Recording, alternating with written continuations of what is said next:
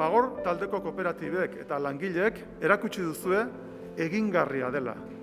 Hamarkada luzez hainbat eta hainbat lagunek egindako lanari esker. Erakutsi diguzue zer nolako onurak ekarri ditzazkeen lan eremuan euskararen erabilera normalizatzeak. Gaurkoa ez da edozelako eguna Fagorrentzat. 2021ko Abadia saria jaso dugu. Hemen, Arrasaten, Debagoienan, gure etxean. Nire lehen eskertza Abadia sariko epaimahaikideei. Zuen begirada Fagorren jartzeagatik eta eginiko lana baloratu eta saritzeagatik. Ezin ahaztu urte luze hauetan bidelagun izan ditugun eta ditugun instituzio desberdinak. Euren aldetik jasotako laguntza eta errekonozimendua.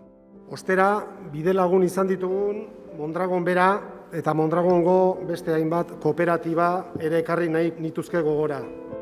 Eskerrik asko ere emungo lagunoi, zer izango ginakegu emunik gabe. Azken 22 urteotan gurekin egon zarete. Eta amaitzeko, esker atala amaitzeko, etxera begiratu nahiko nuke.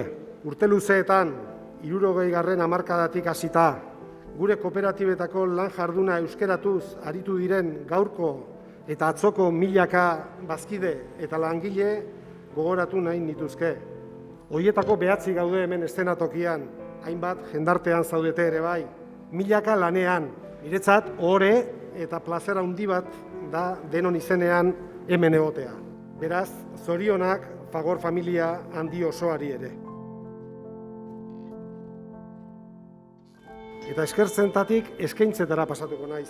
Etengabe ari gara esaten, geroz eta ageriagoa dela euskararen normalizazioarendako lan mundua euskalduntzeak duen garrantzia. Hau hala izanik, enpresetan, kooperatibetan, tailer txikietan, inguru euskaldun eta ez hain euskaldunetan, lan mundua euskaratzearen alde lanean ari zareten langile, lanbazkide eta enpresari anonimo, sindikatu, enpresari elkargo, zuei eskaini nahi dizuegu jaso berri dugun Abadia saria.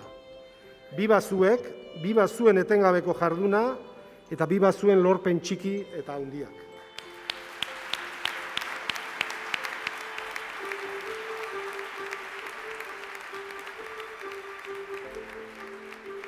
Utziko diazu minutu pare bat ere kontatzeko zer nahi dugun egin datozen urteetan.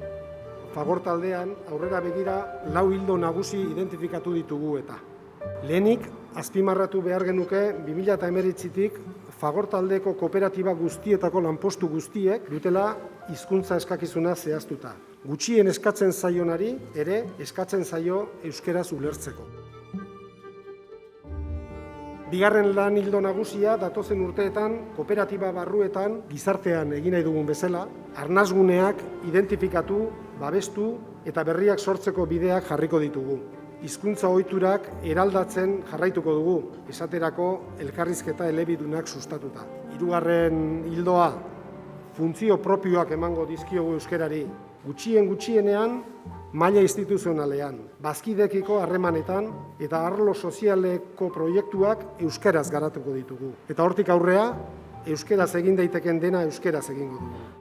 Eta bukatzeko guzti honek, egin nahi dugun guzti honek, legitimitatea eta indarra behar du aurrera eramateko.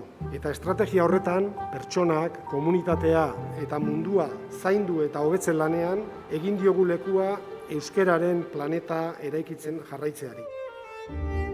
Ezin ziteken beste modu batera izan. Gure ustez, benetako enpresa iraunkorrak tokiko hizkuntzan lan egiteko aukera bermatu behar duelako.